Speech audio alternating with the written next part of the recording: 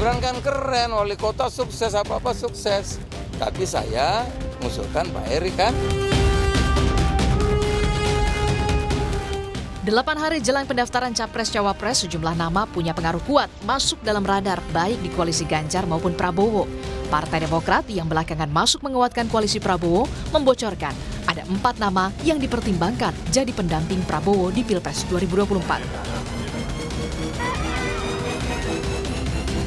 Kalau bicara cawapresnya Pak Prabowo ini, setahu kami sudah menguat pada 4 nama gitu. Oke. Nama Apa aja tuh, Bung kan, Zaki? ya, satu adalah Pak Erlangga Hartarto yang diusung oleh Partai Golkar. Partai Golkar. Erik. Yang kedua adalah Pak Erick Thohir yang diusung oleh Partai Amanat Nasional. Nah, yang ketiga ini kan ada Mas Gibran Rakabuming, Wali Kota Solo. Nah, yang keempat ada Bu Hovifah.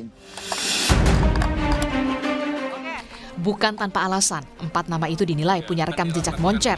Sebut saja Menko Perekonomian Erlangga Hartarto sekaligus Ketua Umum Partai Golkar. Erick Thohir yang dinilai sukses sebagai Menteri BUMN sekaligus inovasinya di dunia sepak bola Indonesia sebagai Ketua PSSI. Nama Gubernur Jawa Timur Khofifah Indar Parawansa yang dinilai punya pengaruh kuat di Jatim. Dan nama putra Presiden Jokowi sekaligus Wali Kota Solo Gibran Rakabuming Raka. Namun untuk Gibran, Gerindra sebut saat ini masih menunggu putusan MK soal batas usia Capres-Cawapres. Gerindra pun partai taat konstitusi, sampai hari ini detik ini kita bicara, Mas Gibran masih terkendala konstitusi. Saya tidak tahu kalau berapa hari ke depan tiba-tiba Mahkamah Konstitusi mengumumkan hasil keputusannya. Lalu pertanyaan selanjutnya, siapa nama yang juga berpotensial setelah Gibran? Begini kata analis politik. Ya kalau Gibran tidak maju ya rasa-rasanya paling mungkin Erick Thohir ya yang dibayangkan ya. Karena memang selama ini publik melihat bahwa Prabowo dan Erick ini merupakan pasangan yang relatif mendapatkan endorsement dan chemistry dari Pak Jokowi kan. Nama Gibran diincar kubu Prabowo. PDI Perjuangan yakin Presiden Jokowi dan Gibran punya etika dalam berpolitik. Tapi kita percaya pada suasana kebatinan Pak Jokowi dan Pak Gibran sebagai manusia yang punya budi pekerti, ya, yang paham etika. Saya kira kami paham bahwa sekarang ada upaya politik yang begitu keras, oligarki, ya. Dari sekian nama yang berpotensial, pertanyaannya, lalu siapa yang akan dipinang Prabowo dan juga Ganjar di Pilpres 2024? Tim Liputan, Kompas TV.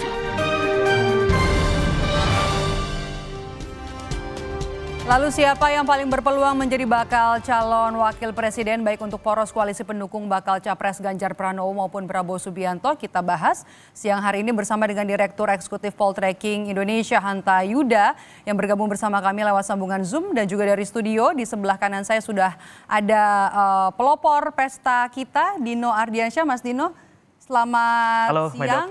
Siang. Bung Hanta sudah bergabung. Selamat siang, Mbak Idop. Oke, saya mau ke Bung Hanta dulu yang baru saja memberikan survei, rilis survei Poltreking terbaru. Bung Hanta, siapa sosok bakal cawapres yang punya elektabilitas tertinggi dari Poltreking? Ya, kami baru saja melakukan rilis survei, baik survei nasional maupun survei di 2 provinsi terpadat.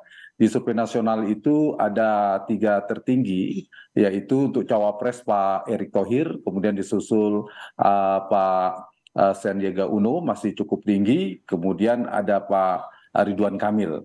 Nah, di nasional, kalau di Jawa Timur yang tertinggi itu Pak Erick Thohir, kemudian ada Pak Mahfud MD, Bu Khofifah dan Muhaimin Iskandar. 3 ini relatif di margin of error. Jadi Pak Erick praktis tidak hanya di Poltreking, di beberapa lembaga survei yang kredibel itu menunjukkan tren peningkatan yang cukup signifikan, dan untuk posisi cawapres cukup kokoh, cukup kuat. Jadi paling potensial ya secara elektoral. Itu hasil temuan survei kita yang terbaru. Nah, di tengah konstelasi di mana Maidop elektabilitas capres itu kan sangat kompetitif, sehingga posisi cawapres itu sangat penting, sangat menentukan, sangat diperlukan, dan kita kemudian dalam survei ini juga mendalami sebaran beberapa faktor yang penting. Misalnya dari tema kita hari ini kan Pak Ganjar dan Pak Prabowo yang belum punya cawapres pasangan, itu ada beberapa variabel elektoral yang kuantitatif maupun kuantitatif yang mereka pertimbangkan. Sedikit saya ingin sampaikan. Satu, tentu dia kontributif secara elektoral. Artinya yang diperlukan adalah punya elektabilitas tinggi. Ya, seperti Pak Erick Thohir, Pak Mahfud, dari sisi ini, termasuk temuan kami, pemilih Pak Prabowo cenderung menginginkan cawapresnya ketersambungannya ke Pak Erick Thohir. Kalau pemilih Mas Ganjar itu cenderung ke Pak Mahfud dan Bu Kofifa terbelahnya. Itu ada data di cross tabulasinya. Jadi faktor kontributif elektoral. Yang kedua, juga dia bisa menopang dari sisi segmentasi. Ada 3 penting ya isunya. Satu, figur yang bisa merepresentasikan NU. Yang kedua, dia merepresentasikan Pak Jokowi, dan yang ketiga adalah dia juga punya basis yang kuat di milenial. Nah, 3 hal ini juga diperbutkan oleh Mas Ganjar maupun Pak Prabowo untuk melengkapi mereka. Kenapa penting? Terakhir kami survei di Jawa Timur itu NU, istilah saya, kita ada triple majority pemilih, lumbung pemilih di Indonesia. Jadi NU itu mayoritas yang merasa terrepresentasi dengan NU itu 50%, itu menjadi penting bagi variabel NU. Yang kedua dari sisi Pak Jokowi karena approval ratingnya tinggi 70-80%, juga penting variabel ini. Dan ketiga, pemilih milenial juga potensinya sekitar 50%, itu menjadi penting. Dan terakhir satu lagi dari sisi kewilayahan. Kenapa bisa bicara Jatim? Karena Pak Ganjar itu basis kuatnya Maidop di Jawa Tengah, Pak Prabowo di Jawa Barat. Ada 3 provinsi terbesar, Jawa Barat, Jawa Timur, Jawa Tengah. Nah, Jawa Timur ini menjadi wilayah yang diperbutkan. Dan terakhir kami rilis adalah Jawa Timur, begitu. Pak Erick terkuat juga di Jawa Timur, begitu. Bung Hanta, karena Anda juga sudah memention soal sosok yang dekat dengan milenial, sebenarnya dari sosok-sosok nama-nama yang sudah ada ini, siapa sosok potensial yang bisa merepresentasikan suara kaum milenial dan juga suara Gen Z untuk masing-masing pasangan? Ya, kami di survei nasional dilakukan cross tabulasi di Gen Z itu memang yang tertinggi, dia ngikutin ini ya, elektabilitas. Yang tertinggi di 28,4%, pemilih pemula ini, Pak Erick Thohir 28,4%. Sebenarnya dia tersebar ya, setelah Pak Erick di Ridwan Kamil. Pak Ridwan Kamil juga tinggi, 11,6%, baru Sandiaga Uno 10,1%. Yang kedua, pemilih muda juga dari pengelompokan milenial muda yang usia 22 sampai 33%, ini juga tinggi, Pak Erick di 23,3%. Lalu Pak Sandiaga Uno 13,5%, Pak Ridwan Kamil 12,1%, baru Pak Muhaimin 10,7%. Artinya Pak Erick memang selain Pak Ridwan Kamil dan Sandiaga Uno termasuk tinggi ya di 2 kelompok usia ini untuk pilihan cawapres. Karena itu figur-figur seperti Erick Thohir, seperti Ridwan Kamil, Sandiaga Uno ini bisa melengkapi ceruk yang diperlukan oleh capres sekarang yang belum memiliki pasangan, baik Pak Prabowo maupun Mas Ganjar. Terutama Pak Prabowo, kita tahu beliau lebih senior ya secara usia, sehingga Pak Prabowo membutuhkan cawapres yang memiliki basis elektoral dari pemilih milenial yang relatif kuat, begitu. Bung Hanta, saya ke Mas Dino dulu. Jadi Mas Dino, dari nama-nama yang tadi disebut hasil survei 3 teratas saja atau yang paling teratas dari survei Poltreking, ada nama Erick Thohir, Ridwan Kamil, Sandiaga Uno, Mahfud MD, kemudian juga ada nama Hovifah. Apakah nama-nama ini sudah bisa merepresentasikan suara kaum milenial dan juga Gen Z? Ya, ini menarik karena memang kita bicara kalau di teman-teman pasti kita butuh figur. Dan kita percaya bahwa tadi yang teratas Pak Erick Thohir tuh menjadi top of mind gitu di anak-anak muda karena memang layak. Jadi siapapun yang ingin menang gitu kan di 2024 ya harus bersama Pak Erick Thohir. Kenapa? Karena ya kita lihat beliau memiliki kefiguran sangat luar biasa, jujur, pemimpin sangat jujur, bahkan kita lihat sangat mau membersih-bersihkan BUMN. Kemarin Jiwasraya, Asabri, terakhir dana pensiun BUMN yang diduga diselewengkan, ini langsung dibersihkan sama Pak Erick. Lalu pelibatan anak-anak muda tidak hanya menjadi seorang objek, tapi subjek. Kenapa? Karena 10% di BUMN itu adalah orang-orang muda. Gitu. Jadi ekosistem itu dibentuk gitu. Lalu ketiga kita melihat figur seperti Pak Erick ini bisa menjawab tantangan tadi. Karena tidak hanya berwacana tapi memang eksekusinya. Contohnya dividen terbesar di BUMN ini adalah Pak Erick Thohir gitu. Hampir catatan saya ini 80,2 triliun gitu. Dan ini sejarah gitu. Artinya Pak Erick tidak hanya berwacana tapi bisa juga mengeksekusi dengan baik. Belum lagi kalau ngomongin isu tentang anak muda gitu kan. Ngomongin ekonomi digital, ekonomi kreatif. Dan isu-isu lainnya Pak Erick sangat-sangat dekat dengan itu. Ya terlepas tadi Pak Sandi, Pak RK, Bu Kofifa ini menjadi opsi-opsi yang muncul jadi juga yang paling gitu. dekat dengan isu-isu anak muda, tapi juga ada isu-isu yang lebih serius, yang lebih penting untuk masa depannya. Ini lebih melekat kepada sosok Erick Thohir gitu. Kita melihat di data ya, data survei tadi yang disampaikan oleh Poltek juga ataupun di survei-survei lainnya, memang keterwakilan anak-anak muda itu ada di sosok figur Pak Erick Thohir. Makanya kenapa ada pesta kita, karena tadi ini bukan saya, bukan Anda, bukan kami, tapi kita. Dan kita ingin memberikan harapan anak-anak muda pada figur Pak Erick Thohir seperti itu. Oke, nanti saya akan ke Bung Hanta. Apakah sosok Erick sebagai Ketua Umum PSSI dan juga Menteri BUMN ini benar-benar punya pengaruh kuat kepada elektabilitas Erick Thohir saat ini? Jangan dijawab dulu, Bung Hanta. Nanti kita akan bahas. Usai jeda, tetaplah bersama kami di Rumah Pemilu. Siapa sosok calon wakil presiden yang nanti kemudian akan dipilih untuk mendampingi sosok dari Ganjar Pranowo dan juga Prabowo Subianto? Kita masih bahas bersama dengan Direktur Eksekutif Poltreking Hanta Yuda dan juga bersama dengan Dino Ardiansyah, pelopor Pesta Kita. Bung Hanta, tadi kita terpotong sebelum jeda soal sosok Erick Thohir ini yang dibilang sama pelopor Pesta Kita ini, Mas Dino tadi bilang kan dari 3 teratas yang disampaikan oleh atau hasil dari survei Poltreking ini, nama Erick Thohir ada dari 3 teratas. Nah, sosok Erick Thohir sebagai Ketua Umum PSSI dan juga Menteri BUMN, ini apakah terbukti punya pengaruh kuat ke elektabilitas Erick Thohir saat ini, Mas Hanta? Ya, 2 faktor itu, 2 aspek ini yang juga cukup determinan ya, yang menyokong cukup tingginya elektabilitas Erick Thohir.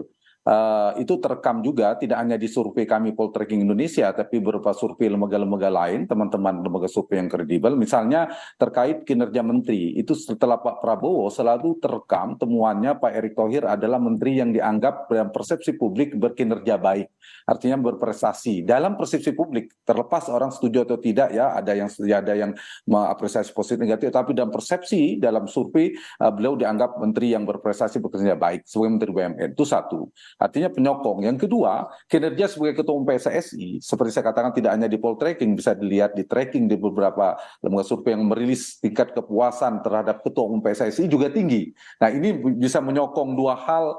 Di survei kami juga menunjukkan top of mind publik terhadap Erick Thohir. 2 posisi beliau ini yang paling disukai karena sebagai Menteri BUMN dan Ketua Umum PSSI yang belakangan yang paling tinggi. Nah, ini faktor yang menyokong. Ada irisan pemilih milenial kan, Medok juga adalah pemilih yang dekat dengan olahraga, dengan sepak bola.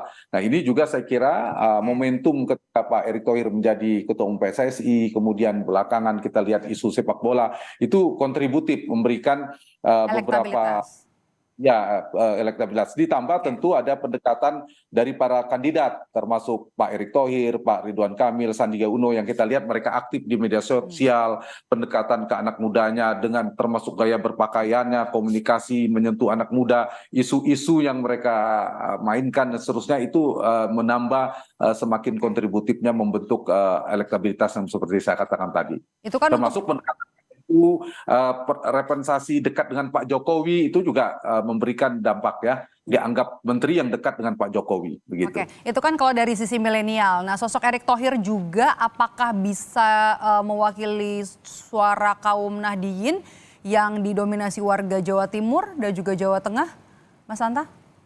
Ya, kami barusan juga merilis survei Jawa Timur. Memang ada 4 figur yang cukup kuat merepresentasikan dari kelompok Nahdliyin ya. Pak Erick Thohir sendiri, kemudian Pak Mahfud MD, Ibu Kofifa, dan Muhaimin Iskandar. Nah, itu tidak terlalu jauh urutannya. Pertama Pak Erick, kemudian Pak Mahfud, dan seterusnya mereka berempat. Itu terbelah di 4. Ternyata Pak Erick yang terbaca memang di publik cukup dekat dengan NU struktural, ternyata juga relatif didukung di NU kultural, artinya di basis massa. Paling tidak terbaca karena saya lihat juga peran-peran di beliau sebagai ketua panitia 1 abad NU, Banser NU dan seterusnya, itu juga memberikan menyumbang ya, mempersepsi kedekatan dengan NU. Nah, ini yang juga seperti saya katakan tadi memberikan kontribusi persepsi brand association, brand connection-nya Pak Erick ke NU juga tidak kalah dibandingkan Pak Mahfud dan lain sebagainya. Jadi saya kira juga ini sekarang kalau kita kembali ke tema Kompas hari ini, yang menguat kalau Mas Ganjar kan Pak Mahfud ini, Pak Mahfud, Bu Kofifa disebut selain Mas Sandi, belakangan 3 itu kalau dikerucutkan mungkin Pak Mahfud yang menguat dan Bu Kofifa, kalau di Mas Ganjar ini yang menguat antara Pak Erik dan Mas Gibran, ya belakangan ada Bu Kofifa, tapi yang paling kontributif secara elektoral memang Pak Erik dan kemudian Mas Gibran. Nah ini yang saya kira tinggal beberapa hari ini saya kira Pak Erik ini termasuk cawapres yang potensial ya, yang strategis untuk dipertimbangkan oleh